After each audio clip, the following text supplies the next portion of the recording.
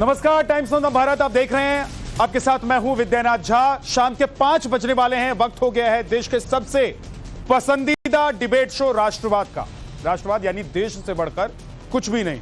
दशहरे के मौके पर संघ प्रमुख ने आज हिंदू त्योहारों पर पत्थरबाजी की घटनाओं का जिक्र करके एक नई बहस छेड़ दी है, जिसके बाद सवाल उठ रहे हैं कि आखिर क्यों बार बार गणेश विसर्जन, दुर्गा पूजा, हनुमान जयंती के मौके पर हिंसा और पथराव की घटनाएं होती। क्या इसके पीछे कोई सोची समझी साजिश है जिसके तहत हिंदू त्योहारों को टारगेट किया जा रहा है? सवाल यह भी है कि जब हिंदुओं के त्योहारों पर पत्थरबाजी होती है तो विपक्ष की पार्टियां इस घटना पर कुछ भी बोलने से क्यों बचती हैं? क्योंकि इसको लेकर सिलेक्टिव अप्रोच रखा जा रहा है, ऐसा दिखाई देता है। क्यों इसके पीछे तुष्टीकरण के वोट बैंक की सियासत होती है?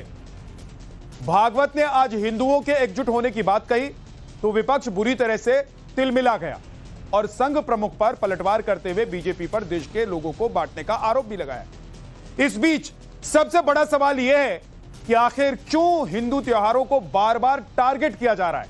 इसी पर होगी हमारी आज की बहस, मगर उससे पहले देखिए एक रिपोर्ट।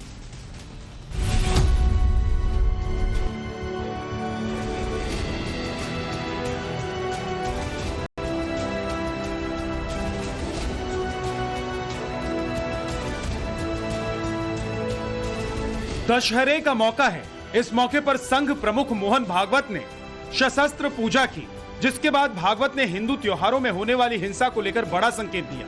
संकेत है कि देश में हिंदू पर्वों पर पत्थरबाजी बर्दाश्त नहीं होगी।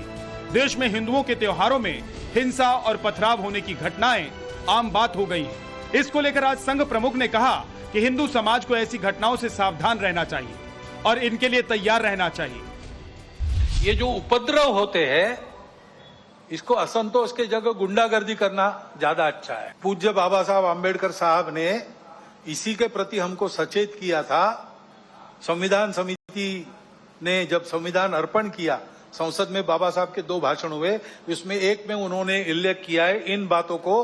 उन्होंने ग्रामर ऑफ अनार्की, अराजकता का व्याकरण कहा है। अभी गणेश उत्सव के पथराव विसर्जन के जुलूसों पर हुआ, क्यों हुआ? कोई कारण नहीं था।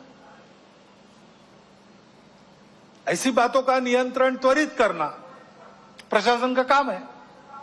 कहीं करते हैं, कहीं थोड़ी ढिलाई भी दिखती है, परंतु प्रशासन आते तक तो समाज को भुगतना पड़ता है। तो इसलिए समाज को तैयार रहना चाहिए, सावधान रहना चाहिए, तैयार रहना चाहिए। गुंडागर्दी नहीं चलने देनी है। कुछ ही वक्त पहले की बात है, गुजरात के सूरत में गणपति पंडाल पर पत्थरबाजी हुई। पश्चिम बंगाल में रामनवमी के मौके पर पत्थर बरसाए गए। राजस्थान में हनुमान जयंती के जुलूस पर पत्थर फेंके गए। दिल्ली के जहांगीरपुरी में भी हनुमान जयंती पर पत्थर चले। पत्थरबाजी की इन घटनाओं के बाद देश में सवाल उठने लगे कि आखिर बार बार पत्थरबाजी करने वालों के टारगेट पर हिंदू त्योहार ही क्यों? हिंदुओं की आस्था से देश में दिक्कत किसे है? क्यों हिंदू त्योहारों के मौके पर हिंसा की ऐसी घटनाएं हो रही हैं? मोहन भागवत ने आज इसको लेकर भी बयान दिया। भागवत ने कहा कि देश में हिंदुओं को एकजुट रहना होगा। दुर्बल रहना अपराध है। हम अगर दुर्बल है, असंगठित है, तो उसका मतलब हम अत्याचार को निमंत्रण दे रहे हैं। निमित्त कुछ नहीं चाहिए, हम दुर्बल है, यह निमित्त पर्याप्त है। और इसलिए जहां कहीं भी हम है वहां संगठित रहना, सशक्त रहना, किसी से शत्रुता नहीं करना, हिंसक नहीं बनना, योगदान देने वाले बनना, परंतु इसका अर्थ दुर्बल रहना नहीं। भागवत ने देश के हिंदुओं को एकजुट रहने की बात कही, संगठित रहने की बात कही, तो विपक्ष को इसमें भी राजनीति सूझने लगी। कांग्रेस अध्यक्ष मल्लिकार्जुन खड़गे और आम आदमी पार्टी के मंत्री सौरभ भारद्वाज ने भागवत की सोच पर ही सवाल उठाते हुए सीधे निशाने पर ले लिया। ये करने वाले ही बांट रहे ना। जो लोग देश में यूनिटी चाहते हैं, वो पार्टी जो डिसयूनिटी चाहती है, उस पार्टी को सपोर्ट करने वाले आप ही हैं, भागवत जी ही हैं। पहले कहां से शुरू करें? संविधान बदलने से शुरू करें, रिजर्वेशन निकालने से शुरू करें, हिंदू मुसलमानों के बारे में अलग अलग बात की, और करने वाले तुम और बुद्धि दूसरों को सिखा रहे हैं। हरियाणा के अंदर आप जाट बनाम सारी जातियों का चुनाव लड़ते हैं। गुजरात में आप पटेल बनाम सारी जातियों का चुनाव लड़ते हैं। महाराष्ट्र में आप मराठा बनाम सारी जातियों का चुनाव लड़ते हैं। बिहार में और उत्तर प्रदेश में आप यादव बनाम सभी जातियों का चुनाव लड़ते हैं। तो आप तो खुद देश के अंदर इस तरीके का जहर घोल के चुनाव लड़ते हैं। और लगातार अभी चुनाव हरियाणा का हुआ है, उसके अंदर भारतीय जनता पार्टी ने पूरा प्रचार यही किया है। अपने भाषणों में पीएम मोदी और यूपी के सीएम योगी कई बार हिंदुओं को एकजुट रहने की बात करते हैं ताकि हिंदू पर्वों पर पत्थरबाजी जैसी घटनाएं ना हो, मगर विपक्ष ऐसी किसी भी घटना की निंदा करने की बजाय इस पर बोलने से बचता दिखाई देता है। ऐसे में सवाल यह है कि क्या विपक्ष की सेलेक्टिव सोच के पीछे तुष्टीकरण की वो राजनीति है जिसमें उसे अपना वोट बैंक दिखाई देता है। सवाल यह भी कि आखिर हिंदुओं के देश हिंदुस्तान में हिंदुओं के पर्व से इतनी नफरत किसे है? क्या कोई हिंदू त्योहारों पर पत्थरबाजी जैसी घटनाएं करवाकर इसका राजनीतिक फायदा उठाना चाहता है? Bureau report, times now, Navbharat. सवाल यही है कि हिंदू पर्व त्योहार से किसे दिक्कत है, हिंदुओं के खिलाफ साजिश कौन रच रहा है, और हिंदू त्योहारों पर कौन सी कट्टरपंथी ऐसी सोच है जो पत्थरबाजी कराती है? और क्या हिंदुओं को एकजुट नहीं होना चाहिए? हिंदू संगठित रहेंगे तो मजबूत नहीं रहेंगे क्या? और मोहन भागवत का यह कहना कि हिंदुओं को साथ संगठित रहना होगा, इससे वो शक्तिशाली होंगे, गलत है क्या? हमारे साथ इस पर बात करने के लिए गुरु प्रकाश पासवान, प्रवक्ता बीजेपी से हैं, स्वामी चक्रपाणी हिंदू महासभा से हमारे साथ हैं, हाजी निजाम खान साहब हैं, मुस्लिम स्कॉलर, वरुण पुरोहित कांग्रेस से हमारे साथ हैं, अतिकुर रहमान मुस्लिम स्कॉलर हमारे साथ हैं। वरुण पुरोहित जी, क्या हिंदुओं को संगठित नहीं होना चाहिए? अगर हिंदू संगठित होंगे तो क्या मजबूत नहीं होंगे? और पिछले कुछ दिनों में या पिछले कुछ अरसे में जो हमने देखा है कि दुर्गा पूजा हो, गणेश चतुर्थी हो या कोई भी त्योहार हो, उसमें पत्थरबाजी हुई है। अगर संगठित रहेंगे तो मजबूत रहेंगे, मजबूत रहेंगे तो किसी की हिम्मत नहीं होगी। तो मोहन भागवत ने क्या गलत कहा है? विद्यानाथ झा जी, आपको विजयदशमी की शुभकामनाएं और बाकी सब साथियों को भी विजयदशमी की शुभकामनाएं। देखिए, जो आप स्टेटमेंट दे रहे हो, हिंदू संगठित रहेंगे तो पत्थरबाजी नहीं होगी, आपने प्रश्न किया। हिंदू संगठित रहेंगे तो पत्थरबाजी क्यों नहीं होगी, आप मुझे बताइए। और हिंदू संगठित नहीं है क्या? जब थाली कटोरे बजा रहे थे जब भी संगठित थे, नोटबंदी के लिए अपने खुद के पैसों के लिए लाइन में लग रहे जब भी संगठित थे। तो अगर संगठित होंगे और दूसरा पक्ष कोई जो भी गुंडागर्दी करता है वो पत्थरबाजी नहीं करेगा, ये समझ से बाहर है ना चीज। आप क्या करोगे? रिटेलिएट करोगे? क्या नहीं करोगे? या प्रशासन हाथ में लोगे? और 10 साल से मोदी जी की सरकार है, अगर आप कह रहे हो जगह जगह पत्थरबाजी हो रही है तो प्रशासन। लेकिन अगर दूसरे पक्ष को पता है, कट्टरवादियों को पता है कि हिंदू मजबूत हैं, मोहन भागवत कह रहे हैं कि अगर सामने वाले को पता है कि आप ताकतवर हैं, मजबूत हैं, तो कोई आपके घर पर हमला नहीं करेगा, आपके ऊपर पत्थर नहीं फेंकेगा। आज देखिए कश्मीर में पत्थरबाजी नहीं हो रही है क्योंकि वहां के लोगों को पता है कि सरकार मजबूत है। विद्यानाथ झा जी, तो कैसे शो करोगे, यही तो पूछना चाह रहा हूं। मजबूत के हिंदू क्या निर्बल है? कश्मीर में किया है, दुर्बल है, निर्बल है, दुर्बल है। तो आप प्रशासन ने किया है ना। हिंदुओं ने थोड़ी सड़कों पर आगे लट बजा दिए हुए पत्थरबाजियों को ठोक रहे हैं, पिटाई कर रहे हैं, कानून हाथ में ले रहे हैं। मोहन भागवत जी ने प्रशासन शब्द का भी प्रयोग किया है कि प्रशासन इनडायरेक्टली, उन्होंने कहा है प्रशासन मोदी जी का फेल है। और ये चुनाव आया 4 जून के बाद, आप देखोगे जैसे ये हारे हैं, मतलब पिछड़ गए, ये नहीं मानेंगे हार। लेकिन कहा है कि बांग्लादेश में हिंदुओं के ऊपर अत्याचार हुआ और पिछले कुछ वक्त से, यानी कुछ दिनों से, वहां पर हिंदू एक साथ आगे उतर कर आए हैं, सड़क पर निकले हैं, तो थोड़ी सी राहत है उनको। विद्यानाथ झा जी, बांग्लादेश एक अलग देश बन चुका, तो आपकी फॉरेन पॉलिसी फेल है। आप तो ढोल पीट रहे थे, मैंने ऐसे कर दिया, वैसे पिद्दी सा देश है, वो भी हमारा ही टुकड़ा है। अगर आपसे वो अलग देश है, लेकिन वो एक एग्जाम्पल दे रहे हैं कि वहां अगर बहुत कम संख्या में होने के बाद हिंदू संगठित हैं और संगठित दिखाई दे रहे हैं, सड़क पर एक साथ निकल रहे हैं अपने बचाव में, अपने पक्ष में, तो वहां पर भी जो कट्टरपंथी विचारधारा के लोग हैं उनको भी जवाब मिल रहा है। तो हिंदुस्तान में अगर पत्थरबाजी हो रही है तो क्या पत्थरबाजी और कट्टरपंथियों को रोकने के लिए, क्या त्योहारों में पत्थरबाजी नहीं हो, इसके लिए हिंदुओं को संगठित होना पड़ेगा? डॉक्टर गुरु प्रकाश पासवान। नहीं, देखिए विद्यानाथ जी, ये हमें समझने की आवश्यकता है। आज परम पूजनीय सरसंघचालक जी का जो उद्बोधन हुआ, उसके विषय में कांग्रेस पार्टी के अध्यक्ष का जो बयान आया है, उस पर हम यही कहना चाहते हैं कि जैसी जिसकी भावना वैसी उसकी दृष्टि, जैसी दृष्टि वैसी सृष्टि। आज अपने उद्बोधन की शुरुआत में मोहन भागवत जी ने किसको स्मरण किया है? अहिल्याबाई होलकर जी को स्मरण किया है, बिरसा मुंडा जी को स्मरण किया है, अनुकूल चंद जी को स्मरण किया है। लेकिन कांग्रेस के अध्यक्ष को क्या देखा?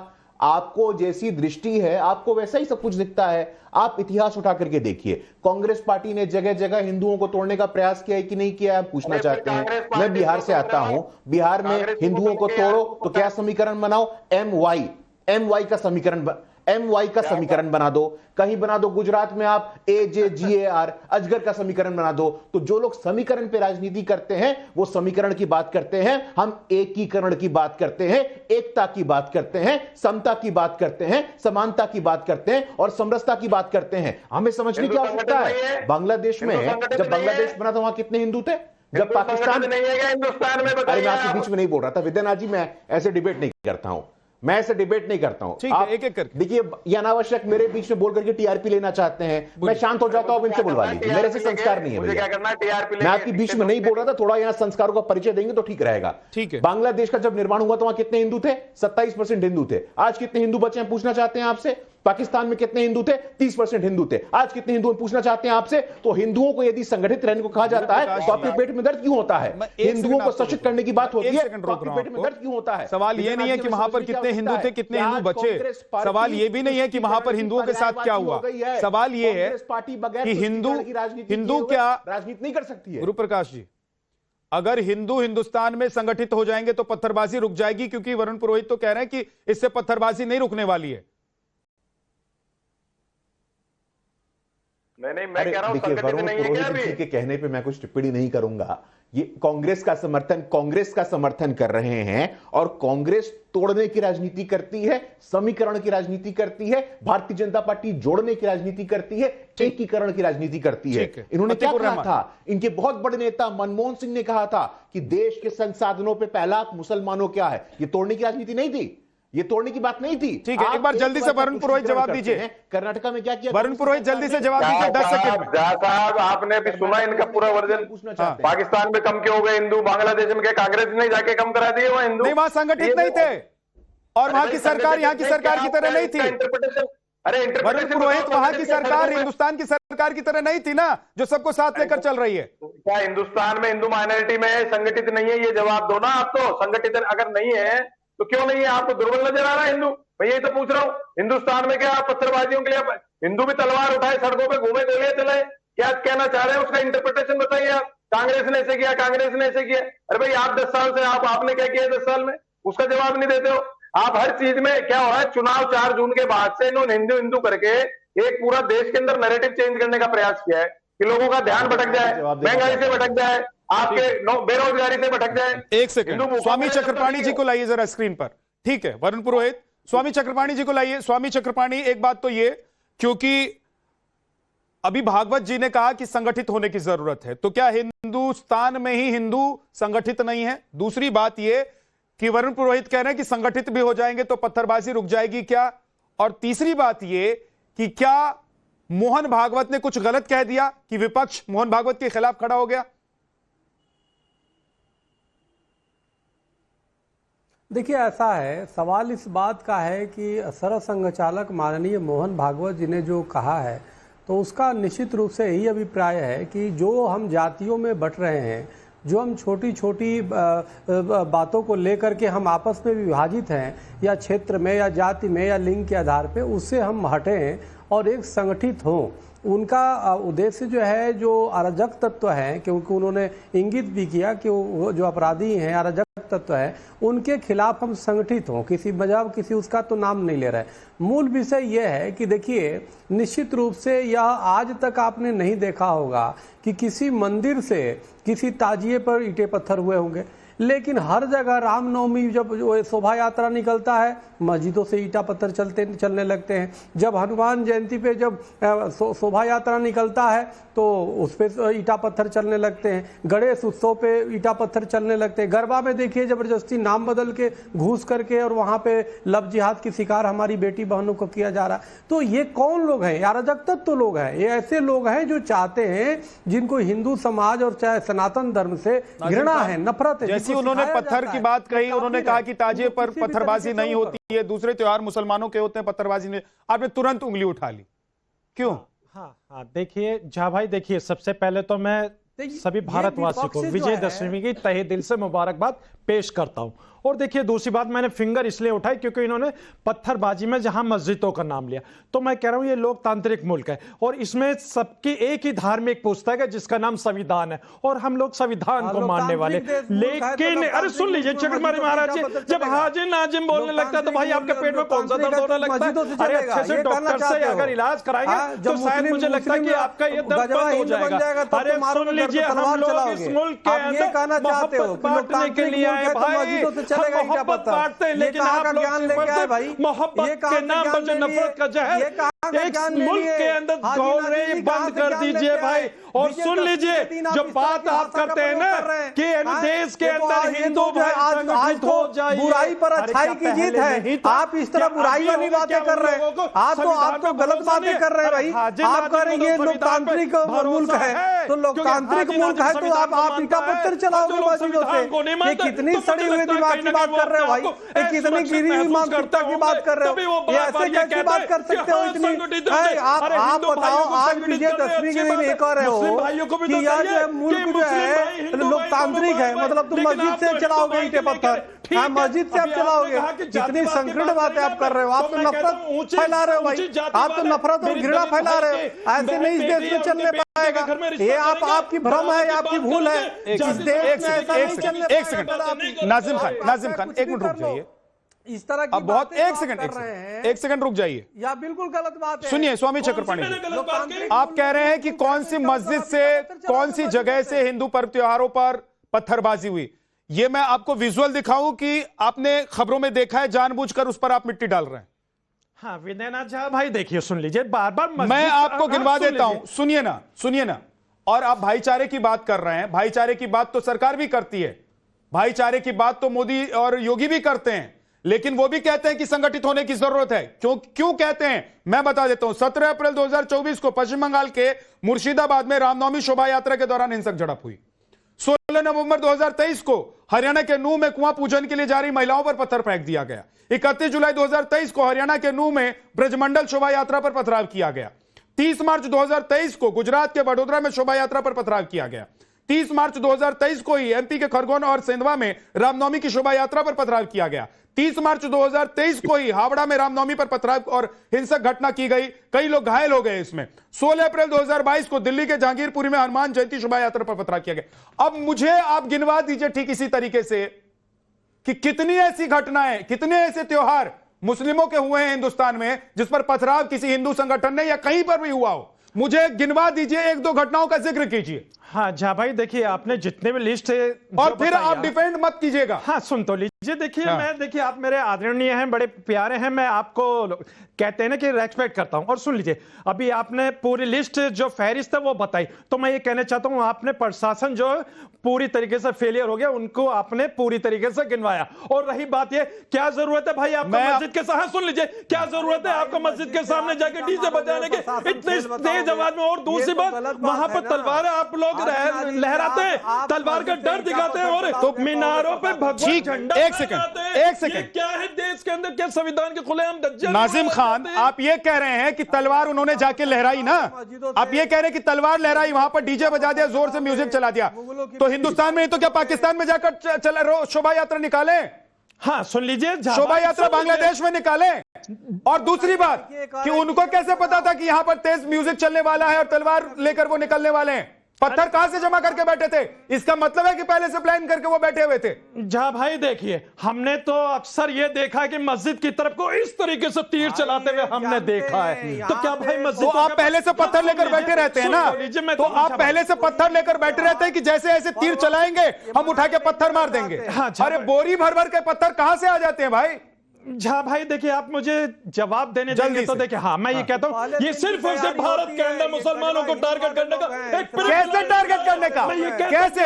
कैसे मुझे ऑब्जेक्शन है। मुसलमानों को टारगेट किया जा रहा है या हिंदुओं को टारगेट किया जा रहा है? अरे हिंदुओं के त्योहार पर उनकी यात्रा में पत्थरबाजी हो रही थी, हिंदू टारगेट हो रहे हैं, मुसलमान टारगेट हो रहे हैं। झा भाई, हम तो अपने हिंदू भाइयों को गले से लगाते हैं, मोहब्बत करते हैं। आप लगाते हैं, सवाल आप पर नहीं है, सवाल उन पर है जिनको आप रिप्रेजेंट कर रहे हैं, जिन पत्थरबाजों के साथ आप खड़े होने की कोशिश कर रहे हैं। जो कर रहे हो किसी भी तरीके से सफल नहीं हो गए। अरे ये मुल्क तो संविधान से चलता है, हम संविधान को लेके चलेंगे, हम संविधान को लेके चलेंगे जगपड़ी महाराज जी। और सुन लीजिए, इस सरजमीन के अंदर हमारे बुजुर्गों का खून शामिल है, हमारे है ना देशभक्ति और हमारे शहीद का प्रमाण पत्र मत लीजिए। अतीकुर रहमान, आप अपने अतीकुर रहमान को जगाओ। स्वामी चक्रपाणी, वापस आऊंगा मैं आपके पास। अतीकुर रहमान, कहीं ना कहीं आप गलत कर रहे हो। अगर शोभा यात्रा पर, हिंदुओं के त्योहार पर पत्थरबाजी होती है, हिंदू संगठित हो जाते हैं, तो यह पत्थरबाजी रुक जाएगी। वरुण पुरोहित कह रहे हैं नहीं रुकने वाली है। तो क्या इसी तरीके से हिंदुओं को हिंदुस्तान में टारगेट किया जाएगा और हिंदुस्तान में हिंदू हाथ पर हाथ धरकर बैठे रहे? और मोहन भागवत ने क्या गलत कह दिया कि हिंदुओं को संगठित होने की जरूरत है, दुर्बल रहेंगे तो दूसरे आकर हमला करेंगे? देखिए, आरएसएस चीफ मोहन भागवत जी, मैं समझ रहा हूं थोड़ा सा कंफ्यूज हैं। अगर वो ये कहते हैं कि हिंदू और तमाम हिंदुओं का डीएनए एक है, तो यूनिटी तो तमाम हिंदुओं की होगी तो मुसलमानों की भी होगी। और ये कंफ्यूजन दूर करना चाहिए कि अगर हिंदुओं को आप इसलिए यूनाइटेड करना चाहते हैं, मुसलमानों में तो यूनिटी है ही, मुसलमानों में तो यूनिटी है ही। तभी आप देखिए लेबनान में कार्रवाई होती है, लेबनान के ऊपर बम गिराए जाते हैं, वहां पर बम गिराया जाता है, यहां पर मुसलमान इकट्ठा हो जाते हैं। अतीकुर रहमान भाग गए आप? अतीकुर रहमान जी, आपके तो अतीकुर रहमान भाग गए। जैसे मैंने लेबनान का जिक्र किया, अभी गाजा का जिक्र कर देता तो कुर्सी छोड़कर भी खड़े हो जाते। अतीकुर रहमान भाग गए, लेकिन अतीकुर रहमान भागे। स्वामी चक्रपाणी, मेरा सवाल यह है कि मुस्लिम संगठित हैं, वो दिखाई देता भी है, और आप चाहे कितने ही उनको धर्मों में बांटने की कोशिश करें, उनके लिए कह दें आप कि वो अलग अलग धर्म, अलग अलग विचार और अलग अलग पद्धति से भी रहते हैं, लेकिन वो संगठित हैं। ये दिखाई तब देता है जब हिजबुल्लाह पर कार्रवाई होती है और हिंदुस्तान में नारे लगाए जाते हैं। ये दिखाई तब देता है जब गाजा में कार्रवाई होती है और हिंदुस्तान में नारे लगाए जाते हैं। ये दिखाई तब देता है किसी भी मुस्लिम कंट्री में कार्रवाई की जाती है, आतंकियों को मारा जाता है, तो यहां पर झंडे लहराए जाते हैं उनके समर्थन में। विद्यानाथ झा जी, आप वरिष्ठ पत्रकार हैं, आप जरा देखिए, हमें तो बचपन से घोटा के पिला दिया कि वसुधैव कुटुंबकम, पूरा विश्व परिवार है।